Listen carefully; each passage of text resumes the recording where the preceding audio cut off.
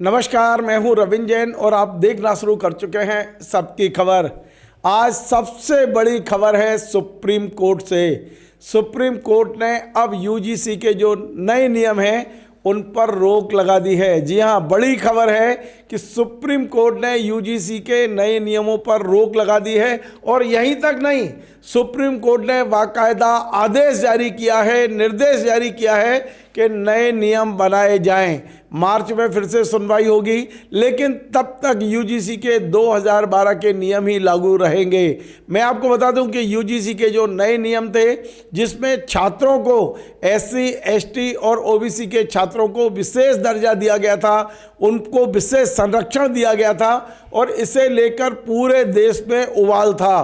पूरे देश का समस्त समाज सड़कों पर उतर रहा था और कई बड़े संगठनों ने एक तरह से चेतावनी दी थी कि यदि जल्दी ये नियम वापस नहीं लिए गए तो बड़ी घटना होगी। यानी कि कई लोग शहर बंद करने पर उतारी थे, कुछ लोग तो तलवारें चमका रहे थे। जो अभी हम देख रहे थे, करनी सेना के लोग तलवारें चमका रहे थे।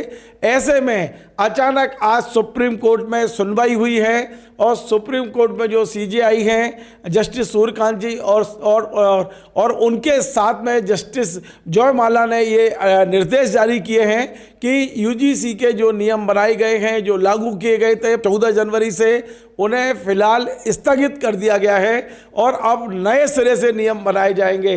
सोचिए कितनी बड़ी राहत की सांस है उस वर्ग के लिए जिसे हम सामान्य वर्ग कहते हैं या सबड़ समाज कहते हैं। क्या होगा क्या नहीं होगा, आगे हम बात करेंगे कि इसका पूरा क्या मतलब देश पर क्या असर पड़ेगा, क्योंकि अब एससी, एसटी और ओबीसी के लोग सड़कों पे उतरेंगे कि हमें वही नियम चाहिए। तमाम सारे मुद्दे हैं, हम बात करेंगे मध्य प्रदेश के वरिष्ठ पत्रकार रिजवान अहमद सिद्दीकी जी से और उनसे समझते हैं कि आज का सुप्रीम कोर्ट का जो फैसला है वो फैसला पूरे देश में किस तरह से असर छोड़ेगा। रिजवान भाई, आपका स्वागत है। पहले तो मैं ये जानना चाहता हूं कि यूजीसी की ऐसे कौन से नियम थे जिसके कारण से सामान्य वर्ग इतना ज़्यादा उबल रहा था। धन्यवाद रविंद्र भाई। ये मेरे पास जो उपलब्ध है, जो तुलना, दोनों की एक तुलना चार्ट है हमारे पास। तो ये 2012 में यूजीसी के नियम लागू हुए थे 2012 के, और 2026 में इक्विटी नियम 2026 नए नियम लागू हुए हैं। इसमें पहले जो नियम था 2012 में, उसमें सलाह, दिशा निर्देश बाध्यकारी नहीं था। अगर कमेटी कुछ सलाह देती थी या कोई दिशा निर्देश देती थी वो बाध्यकारी नहीं था। लेकिन अब ये पूर्ण कानून और अनिवार्य पालन हो गया था जो वर्तमान में था। पीछे जो कवर होते थे इसमें मुख्यतः एससी, एसटी के छात्र कवर होते थे, लेकिन अभी एससी, एसटी, इसमें ओबीसी भी जोड़ दिया, महिला जोड़ दिया गया, इसमें दिव्यांग जोड़ दिए गए और कहीं कहीं ये भी कहा जा रहा है कि इसमें अल्पसंख्यकों को भी शामिल कर लिया गया था, जिनको संरक्षण देने के लिए ये कानून बना था, ये जो अधिनियम बना था। इसमें समान जो पहले जो था, समान समिति में कोई स्पष्ट समय सीमा नहीं थी इसकी जो समिति थी, लेकिन अब इसमें समय सीमा थी 24 घंटे में। इस पे हेल्पलाइन में इसको करना अनिवार्य हो गया था और इक्विटी कमेटी जो है वो उस पर 24 घंटे में उसको संज्ञान लेना था इस पूरे मामले में।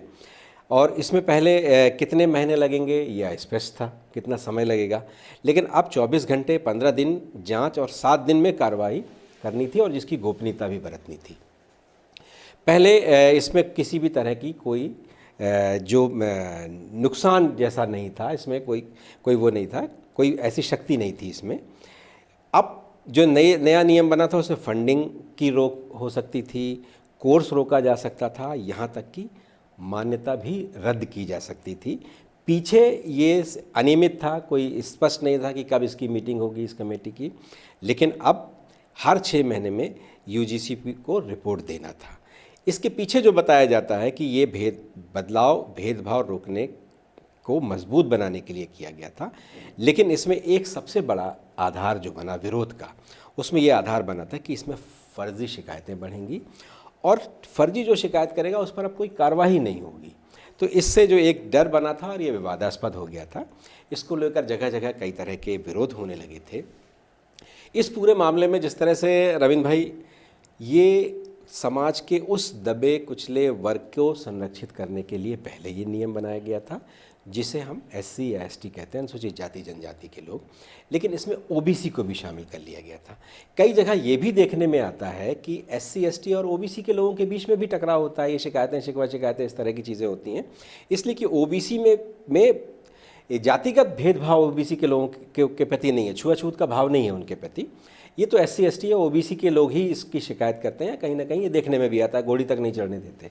लेकिन इस बीच में इसको लेकर विरोध हुआ, ख़ास तौर से जो सामान्य वर्ग के लोग हैं, ब्राह्मण, क्षत्रिय, कायस्थ और वैश्य, इस तरह के जो वर्ग के लोग थे, और ख़ास तौर से ब्राह्मणों में इस बात को लेकर बहुत तेज़ी के साथ विरोध शुरू हुआ था।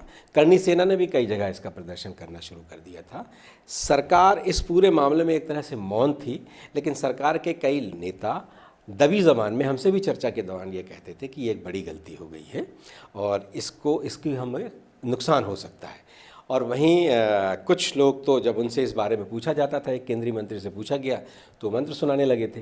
तो ये सरकार बैकफुट में थी एक तरह से, लेकिन वो कुछ कह नहीं पा रही थी, नियम बन ही गए थे। सुप्रीम कोर्ट ने आज जो सुनवाई हुई है रविंद्र भाई, जिसके बारे में आप कह रहे थे, सुप्रीम कोर्ट की सुनवाई को लेकर कई तरह की समीक्षाएं होंगी। कुछ देर में हम सुनने लगेंगे कि जिस तरह से सुप्रीम कोर्ट ने एक दिन की सुनवाई में, हम कह रहे हैं, हम रिपोर्टिंग तो ये कर रहे हैं कि स्थगन लगा दिया है, लेकिन अगर हम इसको आम बोलचाल की भाषा में कहें तो सीधे सीधे सुप्रीम कोर्ट ने इस कानून को रद्द कर दिया है, इसलिए कि अब आपको नए नियम बनाने के निर्देश दे दिए गए हैं। ये कह दिया गया है कि 2012 के नियम का ही मतलब है कि पुराने आप पुराने को आप मानिए, जो अभी नियम बने उसको आप नहीं मान रहे, आप पुराने पे चले गए 2012 के हिसाब से। मैं अपने तमाम सारे दर्शकों को एक सामान्य भाषा में बता दूं, UGC यानी कि यूनिवर्सिटी ग्रांट कमीशन, जो शैक्षण संस्थान है देश भर में, वहाँ जिन वर्गों के लोग पढ़ाई करते हैं, वहाँ जब छात्रों में आपस में टकराव होता है तो ये जो नए नियम हैं, वो नियम ये कहते थे कि ST SC OBC, महिला, दिव्यांग, ये यदि कोई शिकायत करते हैं अपर कास्ट के छात्रों के खिलाफ तो बगैर जांच के FIR होगी। आप सोचिए, झूठी शिकायत है तब भी होगी, और यदि शिकायत झूठी सिद्ध हो जाए तो उनके खिलाफ कोई कार्रवाई नहीं होगी। तो निश्चित तौर पे ये ऐसा लगता है कि जानबूझकर ऐसे नियम बना दिए गए कि एक वर्ग को पूरी तरह प्रताड़ित किया जा सकता था। निश्चित तौर पे हम इस बात को कहते हैं कि SC ST लंबे समय से प्रताड़ित रहे हैं और उनके साथ भेदभाव रहा है, लेकिन अब हम ऐसा नहीं कर सकते कि एक के साथ भेदभाव रहा है तो हम दूसरे वर्ग के साथ भेदभाव करें। हालांकि ये नियमों को बनाने में सबसे बड़ी भूमिका बताते हैं कि दिग्विजय सिंह जी, जो मध्य प्रदेश के पूर्व मुख्यमंत्री हैं, वो इस कमेटी के चेयरमैन थे और उन्होंने इन नियमों को बनाया था। शायद ऐसे ही है ना रिजवान भाई? रविंद्र भाई, जो आप कह रहे थे उसमें एक संशोधन है सिर्फ कि खबर, अगर शिकायत झूठी भी है तो FIR दर्ज हो जाएगी, ऐसा नहीं है। अगर शिकायत झूठी है तो उन लोगों पर कार्रवाई नहीं होगी जिन्होंने झूठी शिकायत की है। हाँ, वही मैं कह रहा हूँ, उन पर कार्रवाई नहीं होगी। लेकिन ऐसा नहीं है कि अगर झूठी शिकायत के बाद कार्रवाई तो होगी ना, जांच होगी, और जांच में यूनिवर्सिटी को, VC को ये पावर है कि वो उस जांच को किस तरह से लेते हैं, उस जांच में उन्हें सच्चाई दिखेगी तभी कार्रवाई होगी। ऐसा नहीं। हाँ, सिर्फ एक बात की आशंका है, इनका ये कहना है कि अगर झूठी हमारी किसी ने शिकायत कर दी तो फिर आप जिसने झूठी शिकायत की उसको भी उस परिधि में लाएं। देखिए, जांच के बहुत तरह की सीमाएं होती हैं, बहुत तरह की मर्यादाएं होती हैं, और जांच में बहुत तरह के कारण होते हैं, जिसमें अगर जांच मान लीजिए किन्हीं कारणों से सच साबित नहीं होती तो आप ये नया प्रावधान चाहते थे ये कि उसमें ये हो कि उनको सज़ा मिले जो शिकायत कर रहा है। तो इसमें ये क्यों किया जा रहा है कि ST SC OBC, महिला, दिव्यांग, आप सभी के लिए कर दीजिए ना, ये कोई भी शिकायत कर सकता है जिसके साथ प्रताड़ना हो। हर छात्र को ये प्रिविलेज प्राप्त है, जिसके साथ भी अन्याय होता है, चाहे वो अपर कास्ट हो। बिल्कुल, रैगिंग होती है तो शिकायत, नियम है। FIR ये जो BNS है या IPC है, उसमें बहुत ढेर सारे प्रावधान हैं। ऐसा नहीं है कि ये तो विश्वविद्यालय के और ये जो शैक्षणिक संस्थान है उसका वातावरण सुधारने के। लेकिन एक बात मेरे भी नहीं समझ में आई अभी तक रविंद्र भाई, कि आपने SC ST को संरक्षण देने वाले मामले में OBC कहाँ से आपने, और महिला और दिव्यांग, महिला तो चलिए ठीक है आपने कर दिया, लेकिन दिव्यांग भी सब। लेकिन आपने OBC कैसे शामिल कर दिया? OBC में भी बहुत प्रजातियाँ, बहुत से वर्ग हैं जो आर्थिक आधार पर लाभ पाते हैं, क्रीमी लेयर, और उसके आधार पर क्रीमी लेयर में जो नहीं पाते, लेकिन आपने OBC को पूरे वर्ग को शामिल कर लिया। तो ये करने का क्या मतलब? जैसे आप दिग्विजय सिंह जी की बात कर रहे थे, दिग्विजय सिंह इस कमेटी के चेयरमैन थे, जाहिर है वो बहुत ज्ञानी हैं, बहुत समझदार हैं, कानून को बहुत बेहतर समझते हैं, लेकिन इसमें बासी स्वराज भी थी, सुप्रीम कोर्ट की वकील हैं और उनकी माँ बहुत बड़ी वकील रही हैं और बड़े नेता भी रही हैं, नेता प्रतिपक्ष भी रही हैं। और इसमें सत्ता पक्ष के सदस्य अधिक होते हैं, कोई भी कमेटी हो, और जो सत्ता पक्ष चाहता है नियम वैसे ही बनते हैं। दिग्विजय सिंह भले हो, कोई भी हो, लेकिन नियम तो उसी हिसाब से बनेंगे।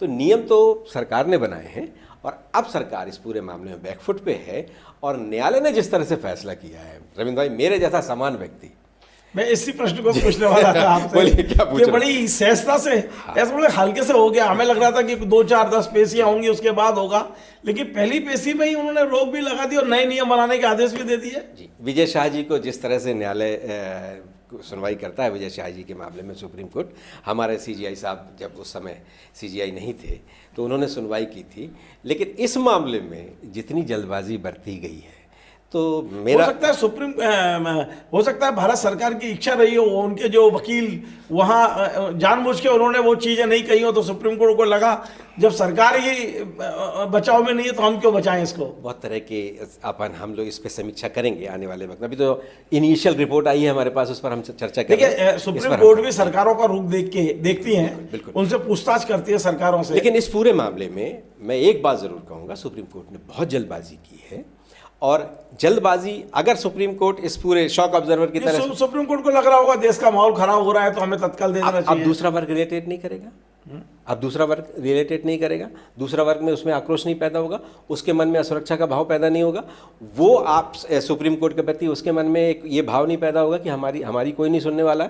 इसलिए कि समाज का वो वर्ग, खास तौर से हमारे मीडिया का बड़ा नहीं, तो उन्होंने क्या तो दिया है सुप्रीम कोर्ट ने कि नए नियम बनाओ, मतलब हो सकता है कि नए नियम और अच्छे बन जाए। बिल्कुल, जब इसी नियम को उन्होंने माना है। देखिए, संविधान में सभी को समानता का अधिकार है और तो हो सकता है अगले जो नियम आएंगे वो इस तरह के आए जिसमें समानता का अधिकार जो संविधान ने दिया है वो कहीं ना कहीं परिलक्षित हो। बिल्कुल, गालिब ये दिल बहलाने के लिए ख्याल अच्छा है। लेकिन सुप्रीम कोर्ट यदि इस मामले की सभी पक्षों से के साथ मिलकर सुनवाई करता, स्टे लगा देता, बंद नहीं हुआ है भाई, मार्च में फिर सुनवाई है। सीधे कह दिया कि अब आप नए नियम बनाओ, तो इसका मतलब सीधे सीधे होता है कि सुप्रीम कोर्ट ने खारिज कर दिया है। और सरकार को आज सबसे बड़ी राहत इन छात्रों को मिली है नहीं मिली है, सरकार को सबसे बड़ी राहत दी है सुप्रीम कोर्ट ने, इसलिए कि सरकार के लिए गले की हड्डी हो गई थी और ये मामला सरकार को बहुत दूर तक परेशान करता। और हम देख रहे थे जैसे मीडिया में भी, मीडिया का जो मेन स्ट्रीम का मीडिया का वर्ग है उसमें ज़्यादातर वही लोग हैं जो जिस वर्ग के छात्रों के साथ अन्याय की चिंता हो रही थी, उन्होंने भी डिबेट करना शुरू कर दिया। बहुत आश्चर्यचकित ढंग से हम चीज़ देख रहे थे रविंद्र भाई कि जो लोग सरकार के पक्ष में खड़े होकर बहुत ढेर सारी बातें कर रहे थे, वो इस पूरे मामले में सरकार को आड़े हाथ ले रहे थे। तो अजीब सा माहौल हो गया था इस पूरे मामले में और अंततः सुप्रीम कोर्ट का जो निर्णय है उसने भी कहीं ना कहीं उसी तरफ इशारा किया। धन्यवाद। चलिए, बहुत बहुत धन्यवाद। तो आपने देखा, हमने कुछ डिस्कशन भी किए हैं और रिजवान भाई आज दोनों पक्षों की एक तरह वकालत करने के लिए सामने आए और सुप्रीम कोर्ट ने बड़ा फैसला सुनाया है। दूर तक इसकी आवाज़ जाएगी निश्चित तौर पे। इस समय जिस तरह यूजीसी के नियम लागू किए गए थे और जिस तरह पूरे देश भर में विरोध हो रहा था, आज सुप्रीम कोर्ट ने न केवल इस नियमों पर रोक लगाई है बल्कि भारत सरकार, नरेंद्र मोदी सरकार को एक बड़ी राहत भी फिलहाल देती हुई दिखाई दी है। देखते हैं अब अगली सुनवाई में क्या होता है, लेकिन फिलहाल दिग्विजय सिंह जी के अध्यक्षता में जो नियम बने थे वो फिलहाल रोक दिए गए हैं, स्थगित कर दिए गए हैं। अब नए नियम बनाने के निर्देश भी जारी हो चुके हैं। नमस्कार। Join the next be the best, Bundelkhand का सबसे विशाल और आधुनिक विश्वविद्यालय ज्ञानवीर यूनिवर्सिटी। ये सिर्फ एक यूनिवर्सिटी नहीं, ये है आपके सपनों का लॉन्च पैड। यहाँ मिले आपको smart classrooms, modern campus, updated labs और एक्सपीरियंस्ड फैकल्टी। हर स्टूडेंट को मिलता है कॉन्फिडेंस, ग्रोथ और एक ब्राइट करियर का प्रॉमिस। नए सेशन के लिए एडमिशन ओपन है, तो इंतजार कैसा? आज ही कांटेक्ट कीजिए।